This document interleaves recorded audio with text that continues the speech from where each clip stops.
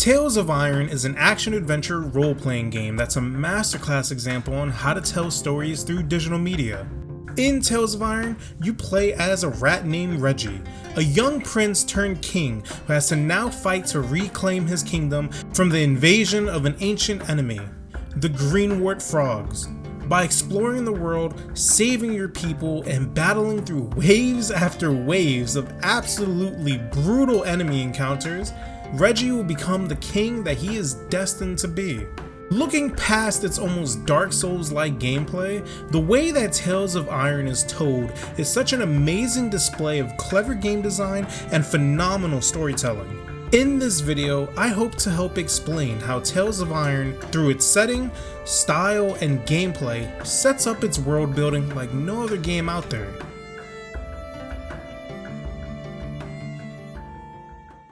The first thing I feel like that has to be mentioned is the art style and location.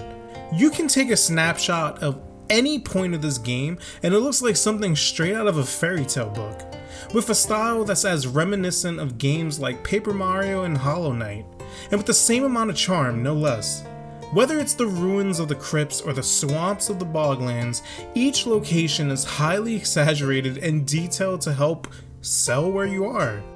Between the amazing sound design and enemies being teased in the background before you even fight them, it gives off a feeling that the world is much bigger than it is.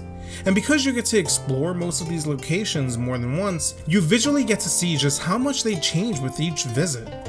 Such as when you visit the city. When you first come to the city, everything's on fire. Rat townsfolk bodies line the streets. Warts are destroying everything and all hope feels lost.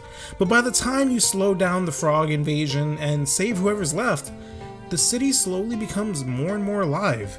People start lining the streets again, shops reopen. Things aren't back to normal, but this one hellscape looking level is now a hub for Reggie to interact with other rats. They're rebuilding.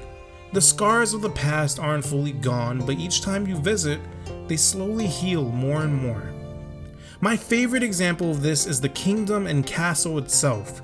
When you start off the game, you can see that things are normal. Bright colors, spotless interiors, workers going about their day to day. But after the frog invasion... Not content with killing the king, the frog horde had torn down his throne room, leaving behind little more than smoldering rubble. The bodies of his king, dead and defiled. Reggie has never seen such evil, nor felt such rage. It's dramatic. It's such a pivotal moment that can't be ignored. When we as gamers get to see just how much things change in-game instead of it being told by dialogue that happened, it helps to get us involved with what's going on and helps to remind us that this is a living world.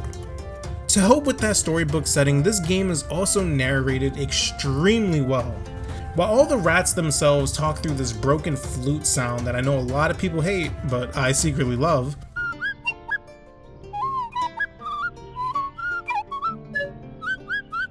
the main narration helps recount the events going on and fills you into what's normal in such a strange world. It's not overdone and not cringy. When compared to a game like Biomutant, which did the exact same thing, at times just felt like it was trying too hard to be funny, or it didn't match the tone of the scene. Tales of Iron's narration subverts that kind of cringe because it never took itself crazy seriously. Freshly squeezed bug juice, drink of champions. Nothing better after a long fight. But at the same time, understood the boundaries of the story it was trying to tell.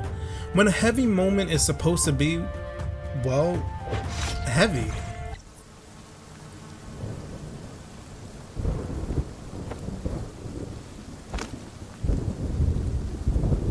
The prince woke this time from a dream of blood and frog spawn, finding he had neither a crown, nor a kingdom, nor a father. A game like Biomutant failed to do exactly what Tales of Iron succeeded in, with a smaller budget and with less going on. The fate of a kingdom compared to the fate of the world. And if that wasn't enough, the gameplay works with the story to tell the world you're in. If this was a simple platformer or something like a 2D run and gun, the stakes would never feel as grand because you could probably just breeze through to the end for the most part. It could be even more epic than what it is now, but it wouldn't help to serve the story the way that it does. In Tales of Iron, every hit you take feels so detrimental in Reggie's reclaiming of the kingdom.